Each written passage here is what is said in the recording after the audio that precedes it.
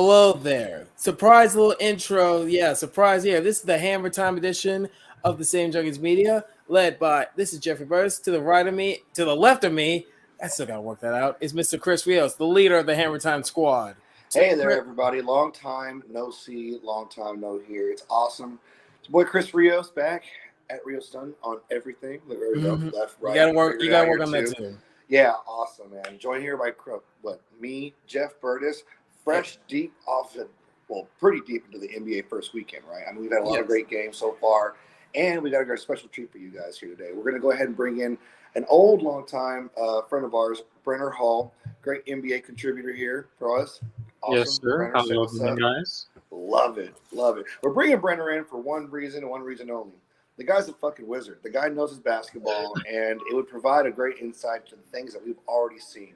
You know, we can sit here and toss around the eye test all day, and I can sit here and tell you which basketball player I think is a pussy, but I think Brenner here is going to be able to help us solidify and make rhyme or reason of everything that we've seen over this last first weekend here. Jeffrey just came off of streaming the Clippers-Suns game. That was awesome, Jeff. Fantastic game. Great game to stream, by the way. Amazing, bro. Who'd have thought Russell Westbrook clutched up there at the end? And Brenner, you didn't notice, but I made a little guarantee. I thought the Suns were going to win this game. Guaranteed. So confident. I put 3 shots on the line. You sound like Charles Barkley right now. The funny thing you mentioned that, because we do have that clip of this. Yeah. You know what it means now that you haven't come through, right? I gotta take the shots. That'll be for our next stream, but we ain't talking about that right now. All right. Unless you want me to do this right now, but I got. If you want to hack away, that's not up to me. I'm just It's up to you, Jeff. But back to that Suns Clippers game. I mean, that's a good place to go ahead and start. It's kind of fresh in our minds, right? Right. I mean, look, ended up being closer than I probably would have initially first thought. I knew the Clippers are going to probably squeeze a game out of here. Suns are still supposed to be this, like, if there is a favorite in the West, I guess it definitely should be them. You know, from that first game there, Durant's first playoff game with the Suns, Brenner, what are you seeing? Do you think this team is enough to? Is this going to be closer than we think? Is this going to be a 7-game series? Is it really a 4-5? It didn't feel like it. Clippers won that. For the people in the chat, Clippers won that game. Brenner, go ahead. So I guess if you're asking how closer than you guys would think, I guess I would have to know first off, what did you all think? Well, I guess regardless of what we think, assuming the Suns are the favorite to win the West, right? We'd have to assume that they at least run the series 6 games, and I don't think anybody is necessarily pressing this to be that tight. I don't know. If the Suns are to be a favorite in the West at all, I mean, I would think they'd have to at least make this series look remotely easy. Losing game 1 at home doesn't help. So, I mean, at this point, at what point do you panic if you're the Suns? I mean, going into halftime, game 2 down.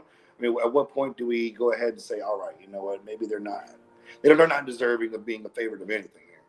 I mean, good teams have lost game 1 at home and gone on to win this series several times before, so I don't know if you really push the panic button there, especially since, like, for me personally, I thought this series was going to be really close going in. I think these are, like, arguably 2 of the most talented teams in the West from top to bottom, and that's in a conference with a lot of parity. So, I mean, I don't really think either team would panic being down 1-0 regardless of the circumstance.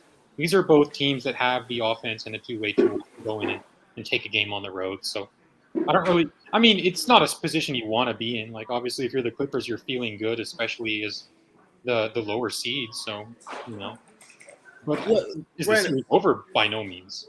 Brandon, what really stood out in this game against the Clippers is how good Russell Westbrook was on the defensive side of the ball.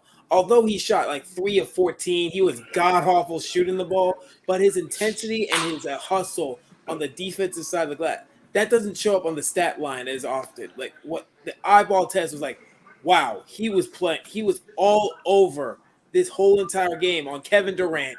It felt like, to me, he took that game personally. He wanted to just, like, hey, KD, you left me for you. He took that personal. I felt that drive and that passion saying, hey, I want this game.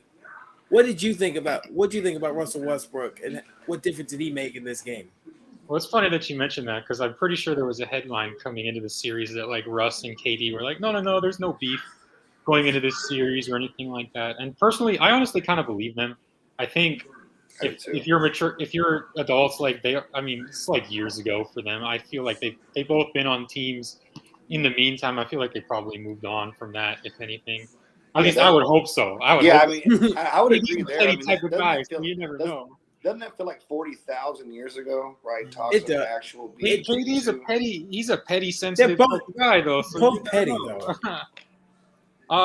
As far as showing up on the stat sheet, I think it actually did kind of show up on the stat sheet tonight. I think if you just look at the box score, you can see that this is a quintessential like mixed bag. You got the best and the worst of Westbrook at once type of game. You see the shooting, but you also saw the rebounds. And in his career in OKC, we saw that can be kind of inflated several times in terms of like in the regular season. Steven Adams will box out for him and all that. But in this game, it was what you said, where he was definitely just being a beast on the offensive glass, actually creating extra chances to win the game for his teammates with raw effort. And that was definitely like Westbrook showing the type of value that he can add to a team, especially when, even at this stage of his career, both he and Chris Paul are declining in their value and their ability to bring to the floor what they used to bring. But one thing that Russ can still leverage as an advantage over a shorter point guard like Chris Paul is, he's going to be able to box out whoever he's guarding a lot more consistently on both offense and defense.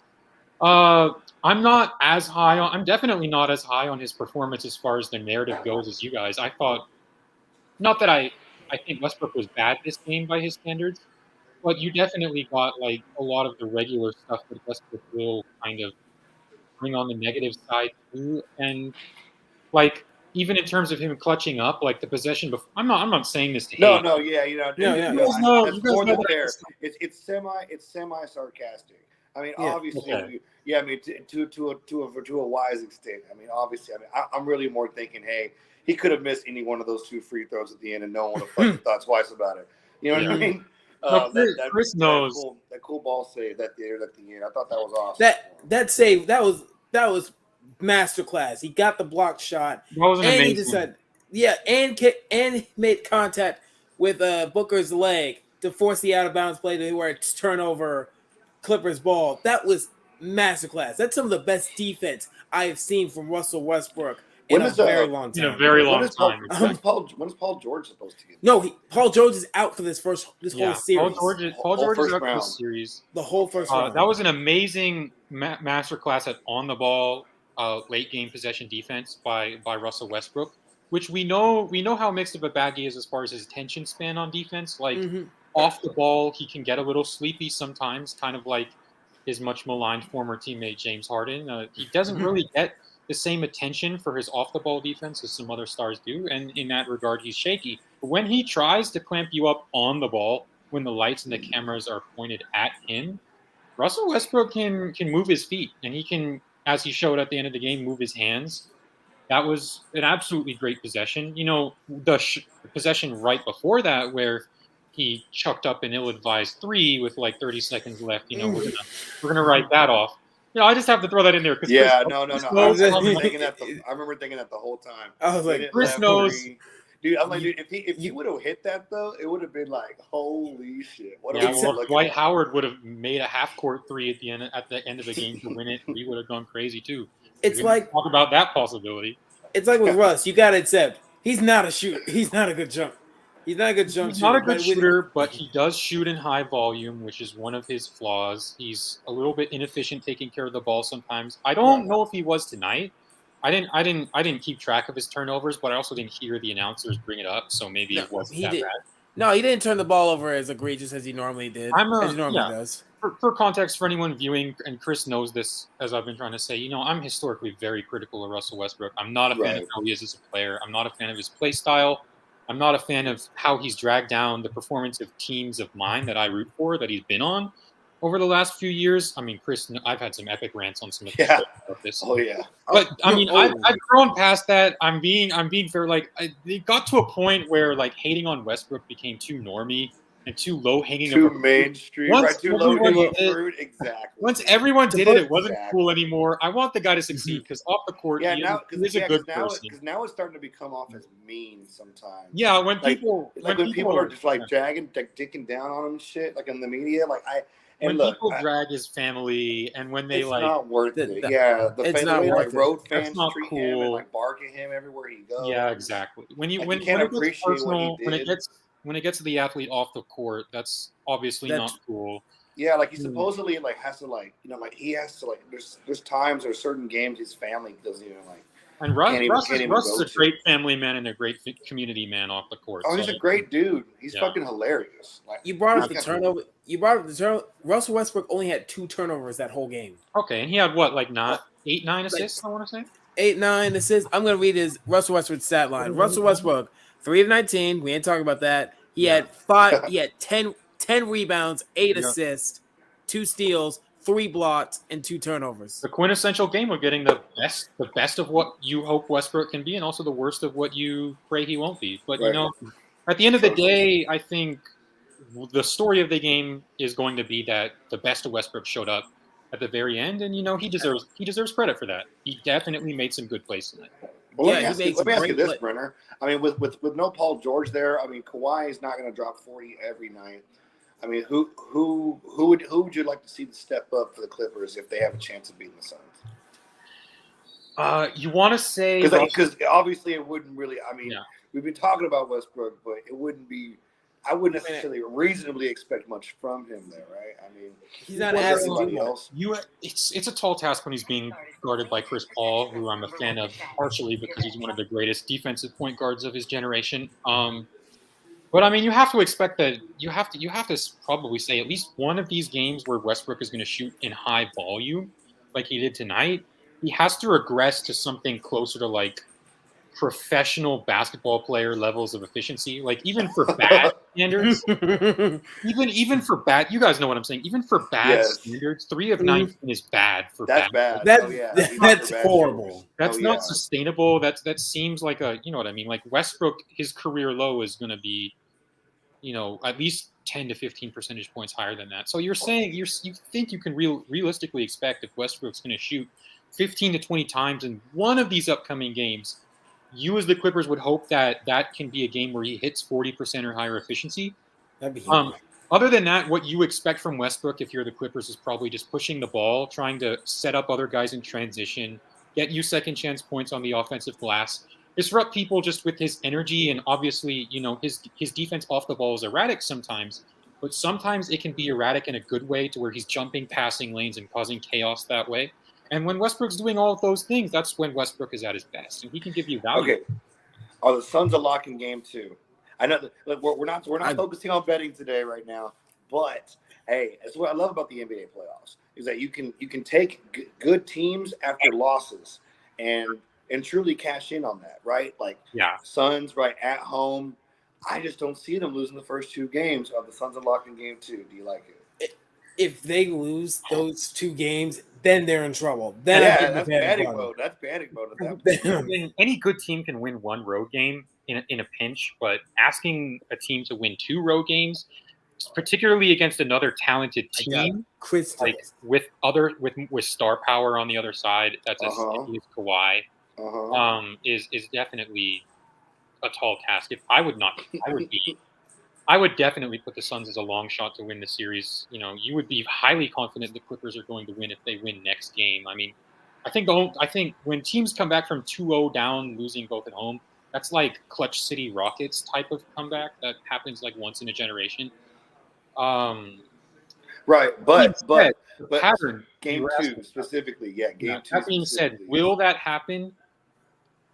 The pattern most of the time is that when a good team drops game 1 at home, they tend to bounce back. Usually a good team doesn't drop 2 games in a row at home.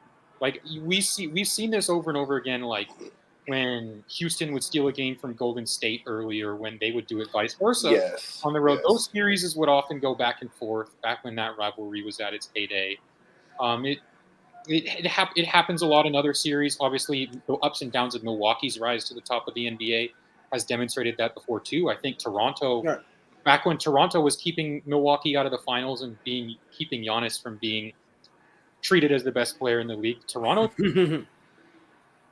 And he froze. Did you freeze? He's come back. And I think he froze right now. Did he? Yeah, Brandon, your computer.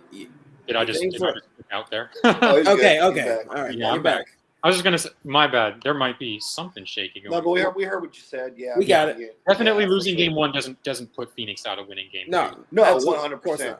I'm just trying to go in again. Like there's a couple of different instances here after the first round. You know, we'll dive around the different series here, but there are a couple of great examples here and opportunities I have where I think you can make some profit going to game two. I mean, I love the Suns going to game two at home. Awesome. I think their backs against the wall. You can't waste these home games here. So they're not going to be excited about necessarily being down 0-2 going to LA.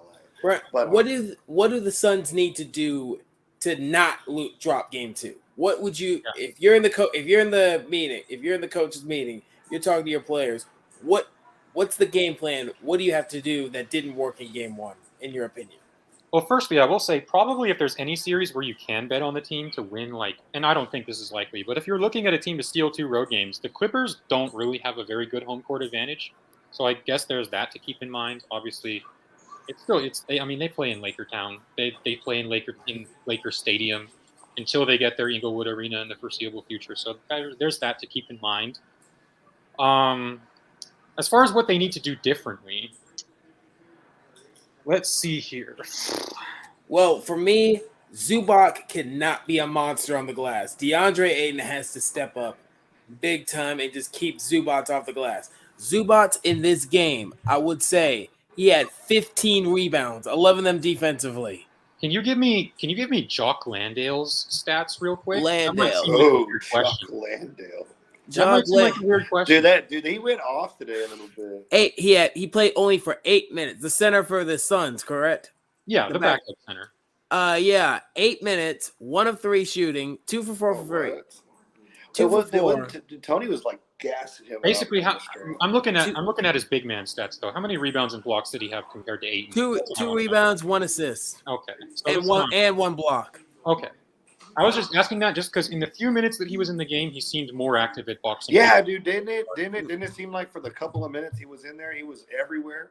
Right. That was an odd substitution to me at that point in Phoenix's rotation. That's not usually where they take Ayton out.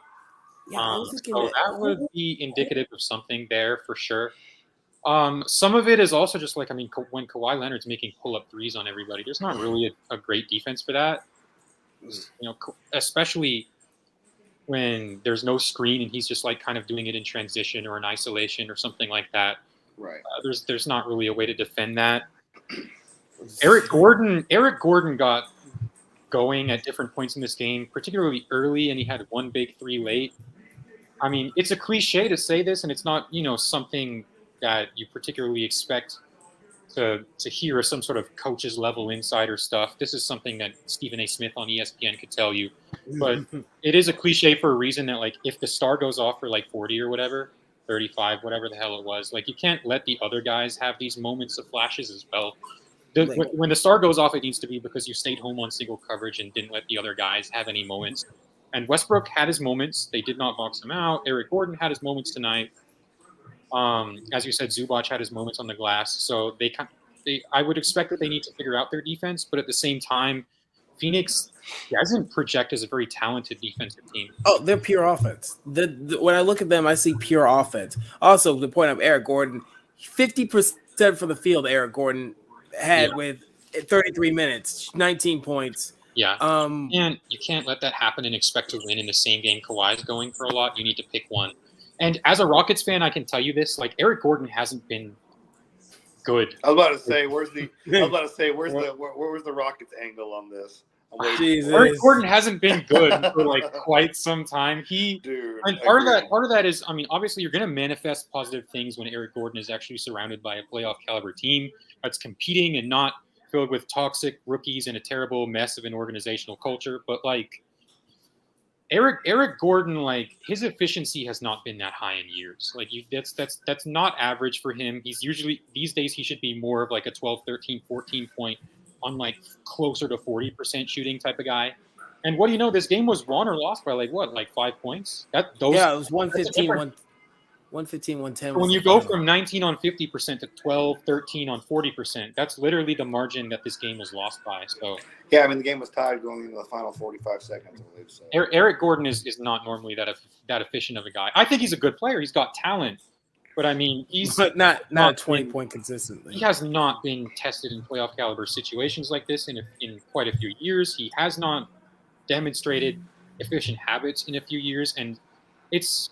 I mean, again, he's a veteran. He's been around on teams that have contended before, but for him to turn around and integrate himself into the Clipper system this quickly to become that efficient is a little bit like that's not something that should be happening consistently. You can accept it for one game, but definitely Eric Gordon should not be going off like that for the rest of the series. All right, Brenner. Well, hey, moving on. We're moving chronologically backwards here, guys. Let's go.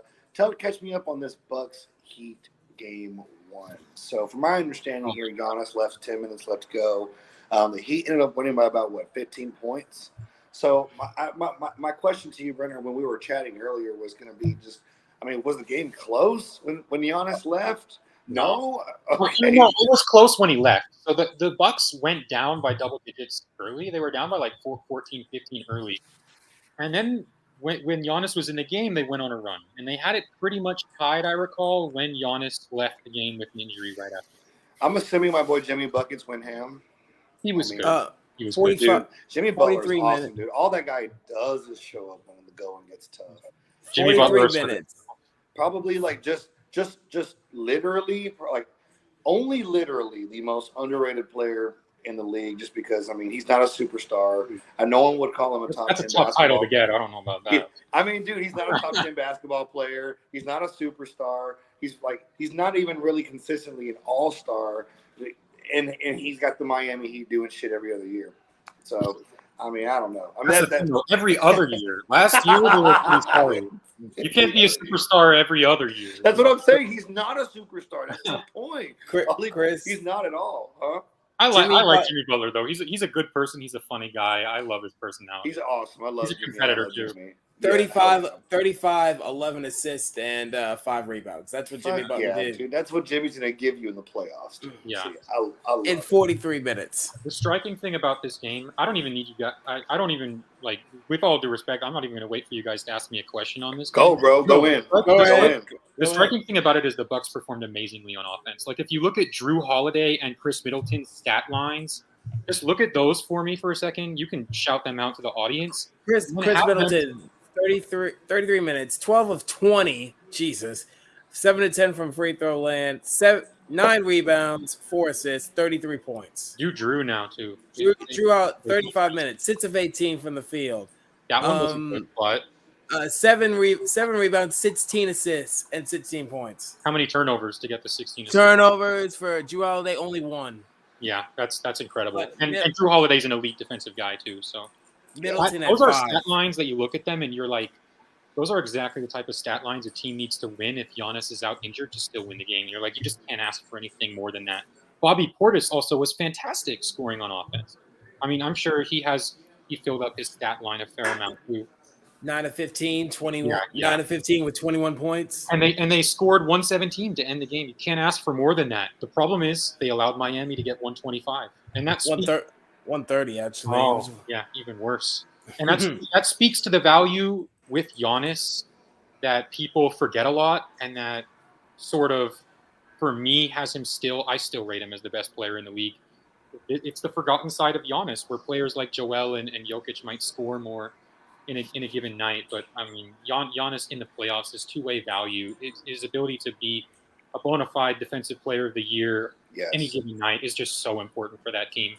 The dude is just incredible at what he does. And you could tell that with him out of the game, Miami was feasting more at the rim, and they allowed too many points. The Bucks defense just was not good enough to win this game. They wasted. If Giannis is out for multiple games in the series, or potentially the entire series, they wasted one of their best chances to stay afloat at home and still win a game without him in the meantime.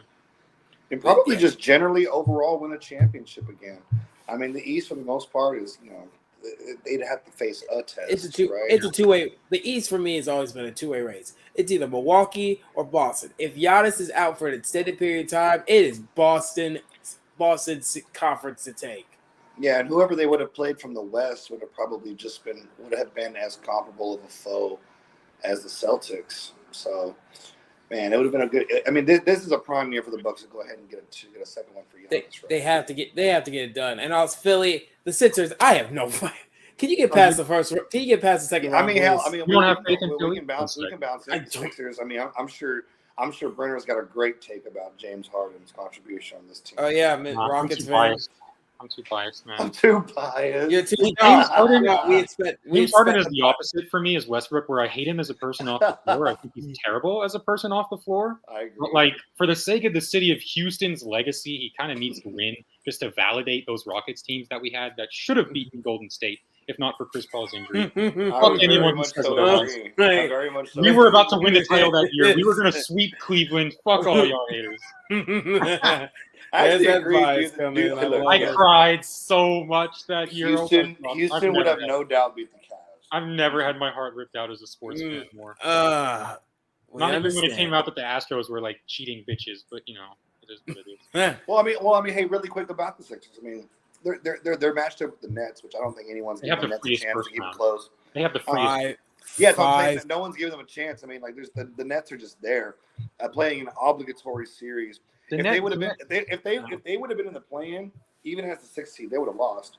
Yeah, the Nets are there just because they're mid-rebuild and they got kind of a jump start on the record. Yeah, they're accidentally there. I think there's 2 playoff series in the entire field that are just the most foregone conclusions. I don't see the lower seed winning at all, and the rest I do see as toss-ups. I could see the lower seed winning. The 2 ones where I just think it's a wrap, and you might as well put the Nuggets Sixers now. What's up? No, Celtics. Not the Nuggets, actually. Not the Nuggets. Boston, Atlanta. I don't think. Oh yeah, that's an overmatch. I'll give Trey one game. I'll give Trey Young one game. But to win the series, not a shot, right? Hell no. No, yeah. Hell no. Atlanta is. They were like a set. I don't even want to say semi-competitive because they struggled by their expectations this year. They expected to be a lot better than this after acquiring DeJounte Murray. But that chemistry hasn't really been there. Their organization is kind of a mess from the top down on the management level, all the way down to how they. Jeff, hold on, I'm sorry, Jeff. Did you see that monster dunk? Michael Porter I might see it on the replay coming. My screen is Michael Porter Jr. baby slams him down. Sorry, my screen is a little slower, so I might be about to see that. You're fine. You're good, Brenner. Sorry to take you off. Sorry, I think you'll like. I got the game on in the background too. I'm trying to see it. I think you'll like the dunk. Oh, I already missed it. Oh, that was uncontested. That's nothing crazy. That's nothing crazy. He didn't posterize anyone. That was uncontested. He threw his nuts at his chin. I think that works. That was uncontested. I don't want to hear about that. Yeah. I like Atlanta's a mess of a team. I think Trey Young is. I don't like him. I don't like him as a player or as a play style or as a person. I don't know why. Not even as an OU guy. No, I've heard horrible things about him. Yeah, absolutely. Me too, dude. Me too. I'm not gonna lie. Me too. I'm terribly funny. I keep bringing up people back when I have no right to. Back when Trey Young won that, I forget what it's called in college basketball, the award for the best player, like their Heisman. Yeah, I was working for TCU Media at the time, and I haven't heard the best shit about him either. But go Luka. Mavs made the right decision instead of getting Trey Young. They got Luka. I'm just saying. Yeah. I don't know why I'm being petty enough to constantly bring this up with all these players I don't like. Hey man, it's worth it though. But Brenner, see, like that specifically is what makes basketball fun as compared to that of like hockey, baseball, and the NFL, which I actively follow all 4. And that is about the players. So you do. It is about. I follow. It's a narrative-driven league too. Exactly. It's a lot less compared to professional American football or international football or anything like that. As where you in those sports, you hear a lot more about the team. Like if it's about the team. It's about the history. It's. I would even argue it's more about the city. You know what I mean? Yeah. If Tom But I was even going to go further into the sport thing. Like if Tom Brady or Lionel Messi fails, like you're going to hear breakdowns of like why his teammates didn't put them in a position to succeed. But in basketball, if you're a star to some extent, you're expected to get it done and overcome things. Yeah. That's both the curse. That's what the curse and something beautiful about the league. LeBron James. LeBron. Oh, I think Jokic is in a hell of a bind as far as that position is these days too. But we'll get to that series later, I assume. Yeah. We'll probably wrap up with that last and see how deep into this game we'll get before. And Luka too. I can't resist taking a jab at your guy. I like Luka, but I'm not going to let you just like go the whole stream without talking about. I talk about how sorry my team is. We're going to talk about how sorry your team is too. So. I did a rant. I did a rant on this channel about how the Mavs just. This is me right now. Yeah. Brutal. Luka and Jokic are just not in the best positions as far as people putting expectations on them these days. That being said, Boston's going to bury Atlanta. I mean, or at least I'll be shocked if they don't. You know, maybe Trey goes for like 50 or 60, but like with the way his defense is like just like a matador as far as getting out of the way, I just don't see it. The rest of their roster is just so flawed. Everything about the Hawks. I can't even pretend to be like an educated professional on this because they've turned me off to the point where I haven't really watched them this year. So like I can't pretend to be educated on Atlanta. But the last time I saw them, they were a mediocre mess. Like they didn't know what to do with Collins, both schematically or like organizationally. Exactly. I see you playing the violin. You know, like Trey. Last I checked, they don't mix. Trey is a little bit of a gunner who just has these inconsistent off nights where he's good, but he's not Curry good, and he shoots like he's Curry good. Yeah, defense is consistent. His efficiency goes down in the playoffs when he doesn't get to draw fouls as much. He's like the new age Harden in that regard, except Harden kind of learned to be a little bit more unselfish and to rebound a bit better and do this and that as his career went on. Trey is not at that stage of his career yet. The Hawks are not built as a playoff caliber team. I mean, they had to get 10 in for the play-in tournament. So, yeah, so get the brooms ready. Get the brooms ready. And the original topic was Philly. Same thing with the Nets. The Nets, it's not their fault. They weren't supposed to be here. This is free practice to help develop their guys. Mikal Bridges has to show people if he can be like a number two, not a number one on a bad team, maybe number two on. It's a tryout. It's a Yeah, team tryout. He gets to try out. Go prove to us you want to be here. It would be like a Jeremy Grant situation where if Mikal Bridges averages like 25 in this series, someone is going to take a look at him and be like, "Oh, this is like an asset who could be like a number two on a good team or something." You know? So we'll see. But Philly's first round is free. I believe, kind of, depending on my mood, in the series. I do. They have the talent, man. They have the talent. What are you about to say? Sixers coming out of the East. I could see them choking and flaming out. Sixers coming out of the East. I could see them choking and flaming out in round two, but I could also see them coming out of the East. But Brenner, look. But see, like Brenner, I would absolutely love that because if the Sixers come out the East and lose, they could pull together one of the most hilarious single calendar years of sports for a city I've ever seen. What, they go to the finals and lose in every American? Go to the World Series, lose. Go to the Super Bowl, lose, and potentially the NBA Finals and lose. And also the MLS Championship, lost. Oh yeah, that's a thing. Lost. I didn't even remember that. That happens. Yeah. The Sixers have the talent up front. Their rotational pieces are just so inconsistent and questionable at times, and the mental fortitude of Embiid and Harden can be questioned. It's valid. It's valid. I think it's overblown in a lot of ways. For sure. I think at many points in their careers they have not been set up to succeed as far as their teammates and the team structure around them, or in some cases like Harden's, just like the adversity of injuries and just the greatness of the team you were going against at a lot of different times. But at the same time, and speaking only on what they've done in Philly, their resume, you can question it. You can question them mentally. You can. So, Brenner, I want to get your thoughts. We already Celtics done. Sixers, that series is done. Yeah. I want to get your thoughts on this. Is my most anticipated first round of the Eastern Conference. Brunson and the Knicks, Donovan Mitchell and the Cavs.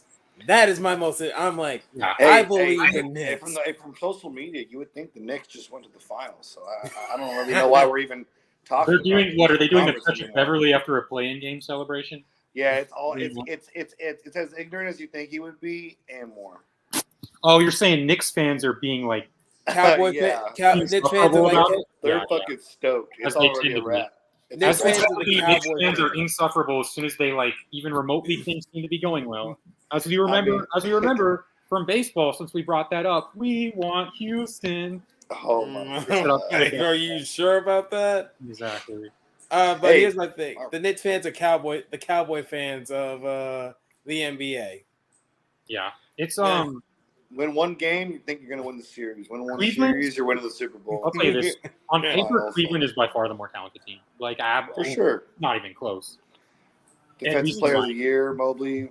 Donovan Mitchell. I was really well. surprised that they dropped that game at home. But then again, at the same time, like we've seen it over and over in the last few years. Other examples are coming into my head just now. When the Lakers won the bubble title in 2020, they dropped game one at home in every single one of their playoffs. Every single one. I mean, it wasn't. That's right. They did. But they got blown out by Portland, and then they got blown out by Houston, and then they got blown out by the Nuggets, and then they got blown out by Miami, and they just swept those series the rest of the way. So we've seen better, massively more talented teams drop game one and go on. LeBron has actually done that a lot in his career, actually. When he was with Miami, in like his first 2 years there, they dropped games early to Chicago and Boston like regularly. The Boston series is famous. What people don't remember is in 2011, Derrick Rose, his goals like absolutely smoked LeBron at home, and then LeBron is kind of the king of just like sleeping through game one and then winning the rest of the series. It's kind of interesting. But yeah, we've seen that before. So do I think that means Cleveland is in trouble? Again, one game is so easy to overreact to, but at the same time, Donovan Mitchell played great, and you kind of don't want to waste that. Donovan Mitchell's numbers for the people, he had 30. He was 14 of 30, 5 rebounds, 8 assists, 38 points. Yeah, one thing that's interesting to me is that Cleveland willingly gave up one of their mainstay, like kind of the biggest veteran voice in that locker room that was left was Kevin Love, and they gave him up in the middle of the season, and now they're a team that is largely lacking in playoff experience, especially since I forget is Ricky Rubio back? Yeah, Is he back from injury? Ricky Rubio is back. He only played 6 minutes though, but so he didn't do anything. He's not even in the rotation. I mean, per minute, like that might be one of the less playoff experienced teams in the league. Donovan's been there, but he's only been to round 1 and 2. Kevin Love was kind of like the old dog of that locker room, essentially one of the team captains, just for legacy, like obviously for his role in their championship. And he'd been there and done that as far as being in different playoff situations.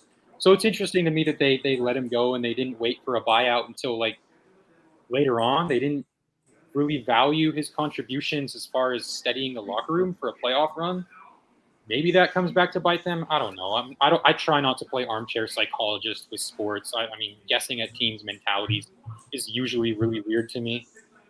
But at the same time, I mean, the Knicks have tried to build an identity that's much more of like this junkyard dog type of thing, which is ironic because that's actually a phrase that comes from the Cleveland locker room.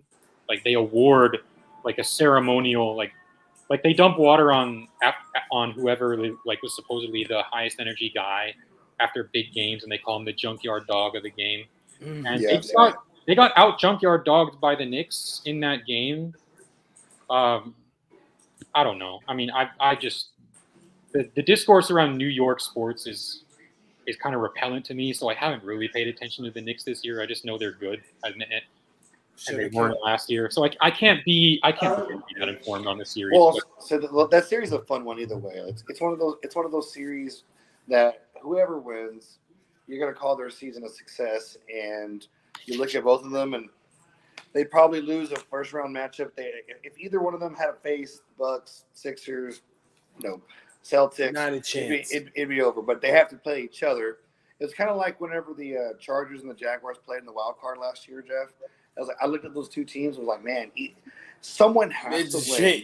And It'd be the winner is going to be able to say our season was a success for the most our part. season was a success, but that season we're looking like, oh hey, it's a shame you're gonna have to face Kansas City. Oh wait, you're about to get dusted. You're about to get dusted. Yeah, who cares? At least you got something. Move Well, guys, on. there are a couple series we have left. We got let's talk a little bit about Warriors Kings. Kings I get think the the first entire playoff West win is- since 2006. The West has more compelling matchups. Let's be honest. I here. think I don't think that, to me there's not a single series in the West where I think like that team's a lock to win it. Like they're all interesting to me. Pretty wide open, I think. I mean, I would like to see the Kings win. They really scrapped it out. Big fan of De'Aaron Fox. I love him. And man, look, they got it done. They defended home court.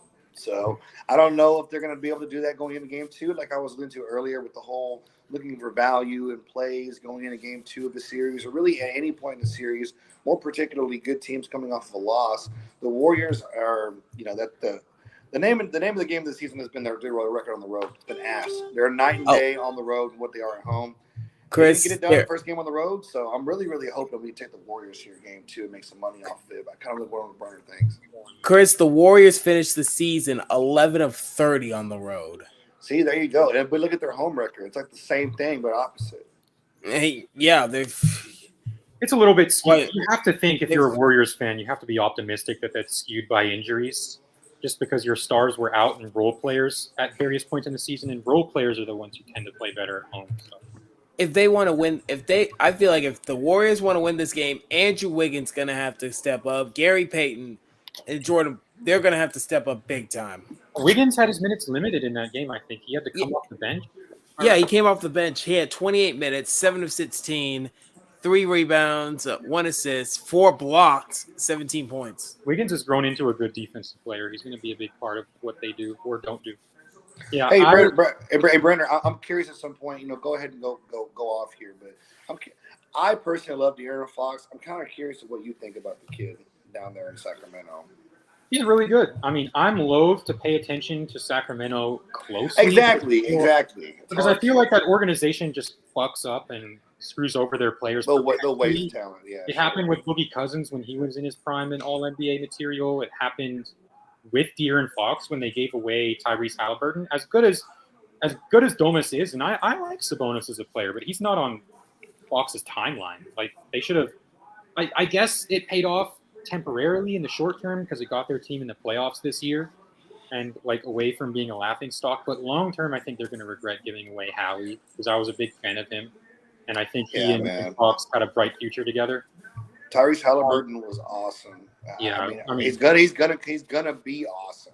Continue to be awesome. When they let him go, it kind of a slap in the face of the air. We all know Sacramento's history as an organization, so I try not to get too invested in them. But that being said, De'Aaron Fox is a great player. Obviously the John Wall comps have been made a lot. He's already probably a better shooter than John Wall ever was. Probably not the playmaker Wall was in his prime just yet. Like 2017, John Wall was a really his court vision was amazing. Well, yeah, I was just wondering because again, I'd love to see him in Dallas. If we're going to go out and just go pay somebody, if we're not going to give Kyrie money, I would love to match up Luka with a guy he already likes playing with, already appreciative of somebody else's game, and is young. Somebody to build around. That's the best guard play in the league. He's made comments about wanting to play with Fox, or what do you? Yeah. They came in the league around the same time, and Luka's a big fan of De'Aaron Fox. They talked a lot. They played a lot together. Source, trust me, bro. I heard a rumor the Magic tried to go for DeAndre Ayton, but Chris, back to what you said. The Warriors, guess what their record was at home compared. They were probably the opposite. Probably like 33 and 8. 33 and 8 at home. There you go. It's not the Oracle anymore, but I'm going to keep calling it the Oracle. I mean, that place is rocking. That place is rocking, man. I might have exaggerated a bit earlier. I gotta think I favor the Warriors to win this series. I took the Warriors. I took the Warriors in 7. The Warriors are minus what? Well, what you said, minus 140 to win the series. I mean, that puts them at like a statistical 58% chance to win it. That was before game 1. That puts Sacramento at a good shot to win it. Those early odds. Yeah, it's really Sacramento is young and they're unproven. If you're trying to be armchair psychologist. Well, let's actually be concrete with like the X's and O's for a second. Sacramento is a dreadful defensive team. They're awful on that end of the court. Like, they have been terrible at defense all year, and that would lead you to believe that they're not going to be able to hold down the Splash Brothers and Jordan Poole and those other guys from popping off for an entire series. Something's got to give. Sacramento's defense was horrible this year.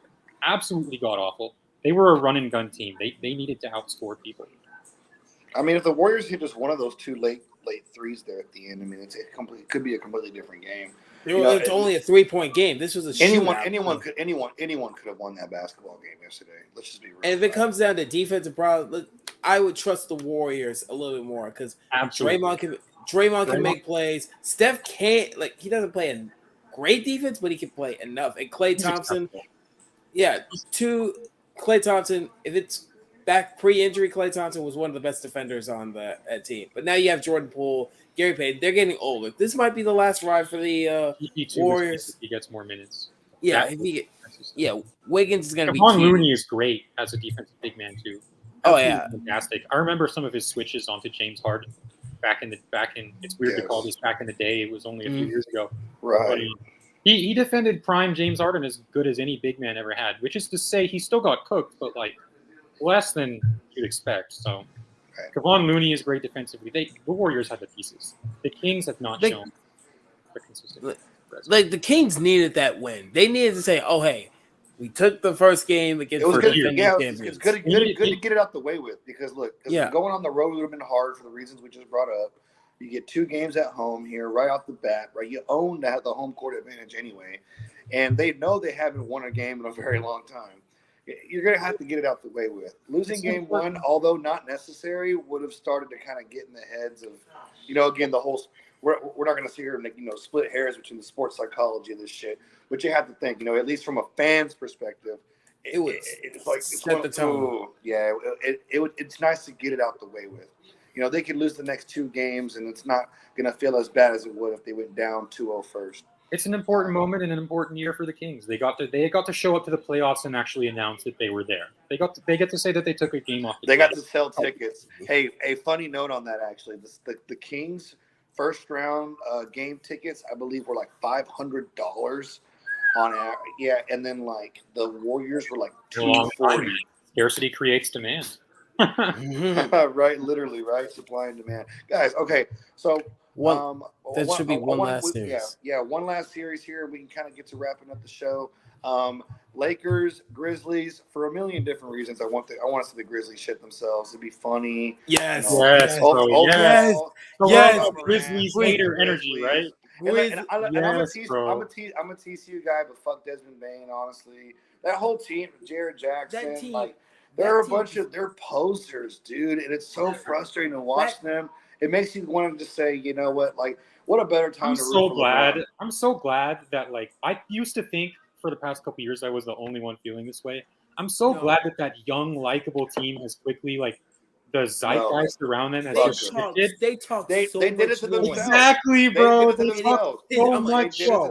It's not that they talk so much shit, because the Warriors have kind of talk Klay Thompson and Draymond and those guys. They run their mouths a lot. Who are you to be talking? They're the champions. They've exactly. They've been there. You're nobody. Warriors. As a Houston fan, the Warriors came out and after the last time they beat us in a series, and they were like, "Oh, I'm so glad we got." They said something ultra disrespectful. They were like, we're so glad we got to punk Chris Paul on his own home floor. So in ignorant. his last game or something. And So ignorant.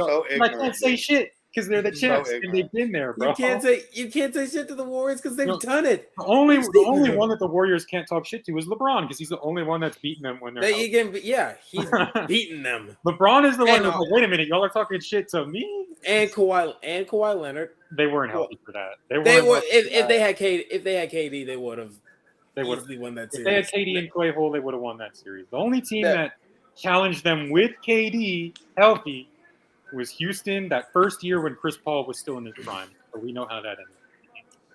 But I'm like, the Lakers. I want to hear it.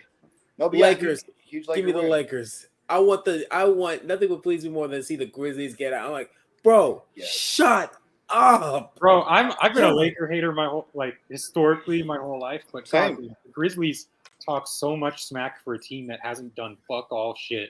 Yeah. It's so annoying. And also, John Morant's mustache annoys me for whatever reason. Like John Morant is a Yeah, great player. He's a great player. His facial hair is wacky. I don't like it. Save it off. John Morant's a great player, but bro, you need to get out that little. Have you guys seen the? It would also be nice for it would be nice for rationality, logic, and just manners to prevail here. Like it would be nice for their behavior to be rewarded with consequences. Yes, like, bro. you know what I mean? Like it would be nice if They act like they're a dynasty already, and it's yeah, like it a would dynasty. be so lame. You haven't done it. It would Dude, actually stop be. it. I think, come on, kids are watching, man. Kids have to know that you can't be a distraction. Like, there has to be a precedent set. Like, Oh yeah, there you're has to be the John Moran off the court stuff. there has to be a ball don't lie moment for this team. You know what I mean? For everything off the court, I would love to see it. But I mean, hell, guys, I mean, LeBron. It's a good shot if you want to get into the basketball part. Hey, the Lakers win this series. Go ahead, because I'm actually, I don't know how much more time we're going to keep this. I will say this: the Lakers will win that series if AD stays healthy throughout that whole series. They have a good shot. If they win, yeah. It's tough to say just because we don't have a full season of evaluating the way the Lakers look, but they've been pretty. D'Angelo Russell has been god awful in the play-in in the playoffs so far, but like the Lakers have been really good before that. Like it's not to say that you think they're a great team, because you still don't really think that. This team, outside of like LeBron's mysticism, which counts for something, doesn't really profile as a team that makes a run to the finals or anything like that. But like the connective pieces they feel so much smoother than they did at the beginning of the season. There's real defensive effort. The shooting is still not consistent, but it's like possible. It's something where like the other team might be fine leaving you open, but you might be kind of fine taking that shot too, as opposed to you were like, oh my God, I guess I have to take this, and you had no confidence in it. Like, and the thing is also, with Rui Hachimura can give you off 29 points off the bench, that does wonders. 30 minutes off. That to happen for the rest of the series. I can't expect that to happen for the rest of the series. No, God, no. But just give me 10 from the bench. I'll be happy. Reeves and Hachimura and Russell and Vanderbilt, if they can all give you like in Vanderbilt's case, you're looking more of like a 7-7 stat line for a good night. Energy, Energizer Bunny type of stuff. But if the others can all give you double digits on any given night, like you're feeling pretty good about your chance to win. Dennis Schroeder, same thing. They have it's not necessarily that the shooting is like amazingly better, but the ball handling is a lot better than it was before. The defense is definitely something that you can say is more there with Hachimura and Vanderbilt and guys who bring toughness like that. And just the fact that you have people who can actually run a pick and roll on that team outside of LeBron now without like fumbling it off their foot. No disrespect to Westbrook, but he was not. He was in that ball handler role. It didn't work.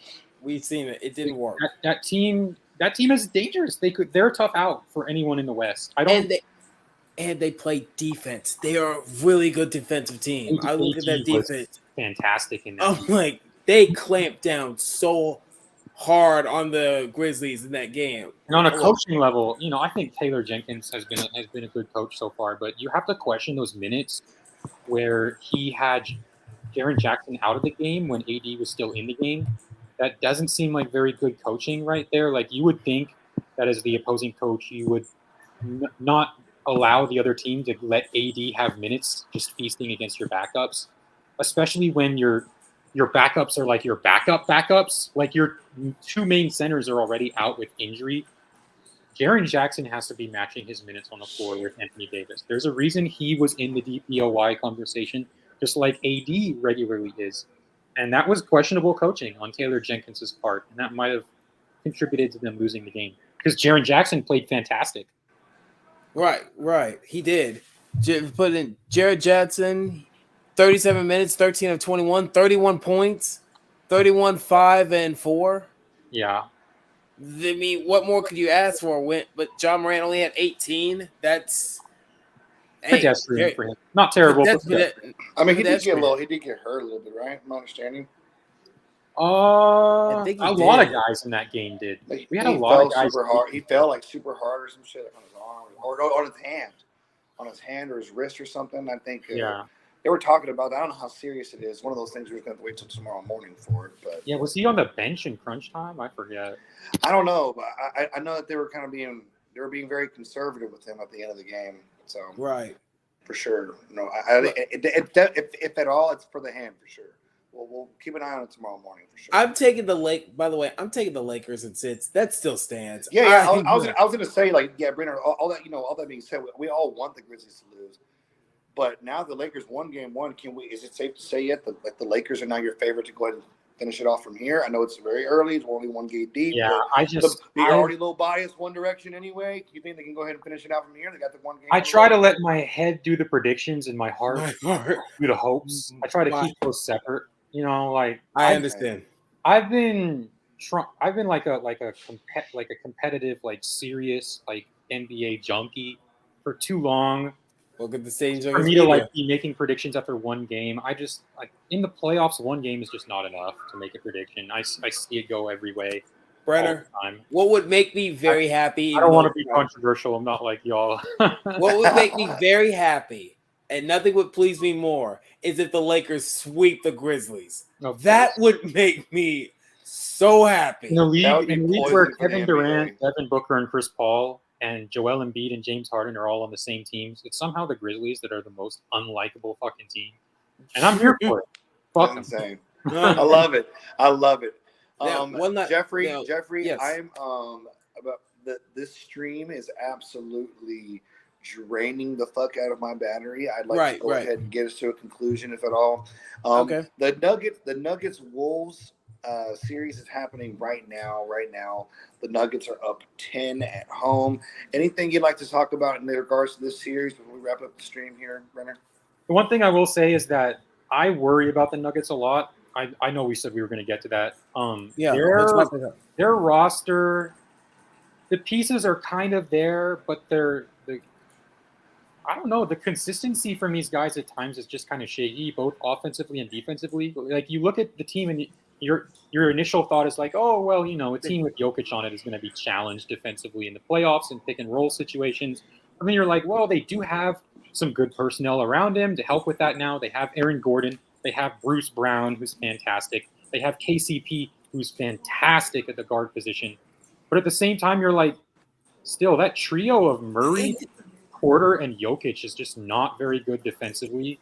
You got to prove it to me in the playoffs. I look at the Denver Nuggets. I'm like, you win these great games, you're regular season MVP, but can you get past in the playoffs? I don't trust them. I trust Jokic completely. It's just the Nuggets as a team is a weird collection of parts. Like, their three best offensive players just together do not make a good defensive unit. And I don't know how you defended a playoff level for like 4 rounds if only 2 of the guys in your starting lineup are plus defenders. Like I have more faith in the Clippers and the Lakers than I do the freaking the Denver Nuggets. I think the Nuggets could upset anyone, particularly with the mismatches Jokic presents. But at the same time, because of that, like wouldn't be too surprised if anyone could beat them. Is there any pressure? Is there any pressure on the Nuggets in your eyes, Brenner? Given that they have, essentially the overall MVP for the last 3 years. I don't think there should be. I don't think there should be. I don't have them as the first or second most talented team in the West. But fair enough. There's at least enough there to crack open the conversation about it, right? I mean, the conversation as far as culture and the media and stuff like that, I don't get to set those terms. I think people at large expect stuff from Jokic's team, but people at large, also may not necessarily be cued into. Well, the Nuggets roster is kind of questionable at times. It's not bad. It's not, but it's also, it doesn't stand out to you as something like, wow, Jokic really has all the help he needs to make a finals run. Like, I could see the Wolves beating them, as shocking as it is, and especially since again the Wolves are going to lose tonight. I have no faith in the T-Wolves because Rudy, the T-Wolves just have a bad habit of doing. The T-Wolves also have questionable mental fortitude. They are just Rudy Gobert. little What boys. the Mavs did a good Pat formula too. how to beat a Rudy Gobert Pat team. too mentally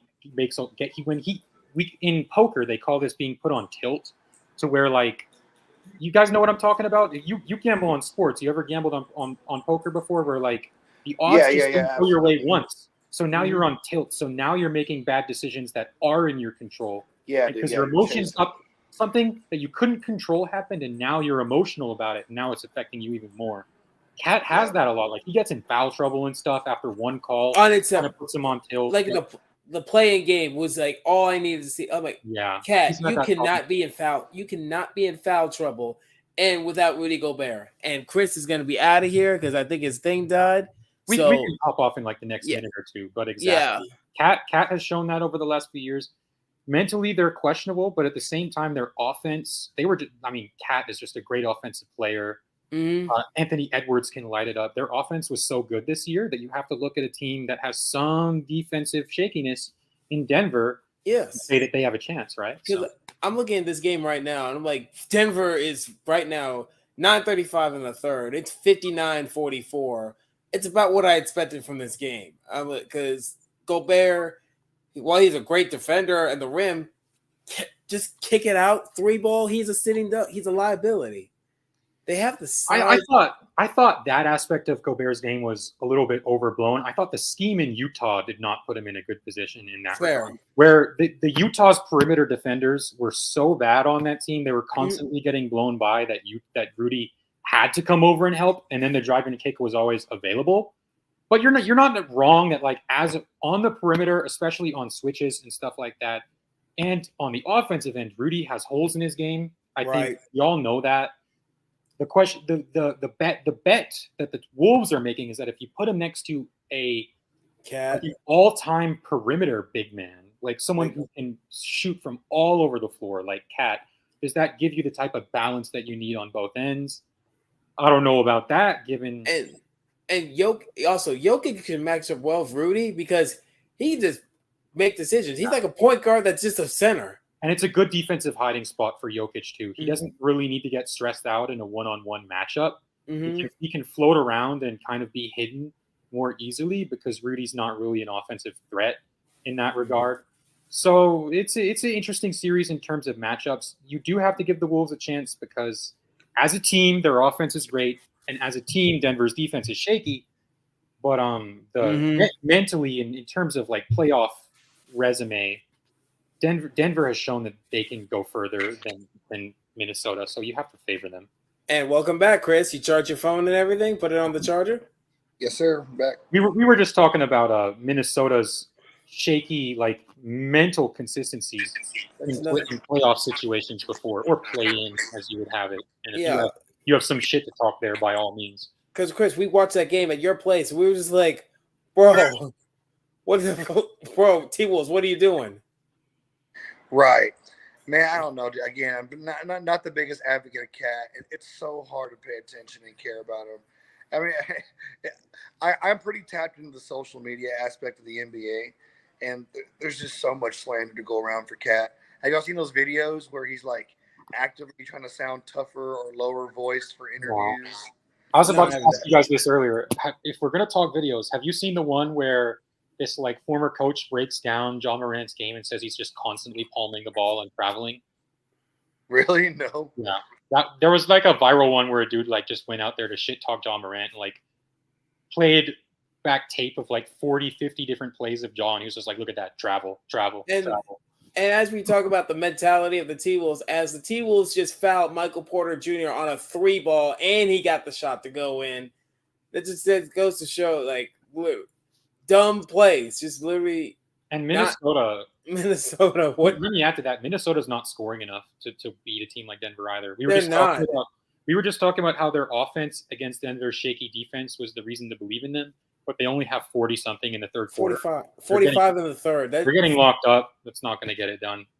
Yeah, exactly. Well, you know what, Brenner? I actually enjoyed that. I enjoyed your aspect. I would like to get Tony. I would like you to come back sometime. Appreciate you. I'll be stopping by, sending you links, and also get Tony. That was the original goal. I would love for Brenner and Tony to kind of hack at it. Brenner's talked to Ryan a couple times before. We've had some pretty interesting conversations. Some of the deep archives of Hammer Time the podcast and the Spotify. Go check that out if you haven't, guys. Hammer Time's available on Spotify on all the platforms. Jeffrey has his own podcast, Let's Just Talk About, with Tony Lopez, the guy we're just bringing up here now. They just got done streaming for the Suns-Clippers game. I believe y'all are going to be streaming again soon, right, Jeff? Wednesday for the Stars Wild Stanley Cup playoff game. Awesome. Love it. Go Stars. I genuinely can't wait for that. If you have anything more the Mavericks have pissed me off to a point where I got to sit here and at least count my blessings. I have a very good hockey team to root for. So, what are you saying, Brenner? For what it is. And ask Chris if you had anything more to add as far as shit talking on the playoffs tonight. Anything that I need to hear before I hop off? I'm sorry, say it again. I said, you have any more shit you need to talk that I should hear before I hop off as far as the basketball playoffs tonight? I don't think I have anything else. I'm going to let it digest and kind of piggyback off the bullshit I hear tomorrow morning.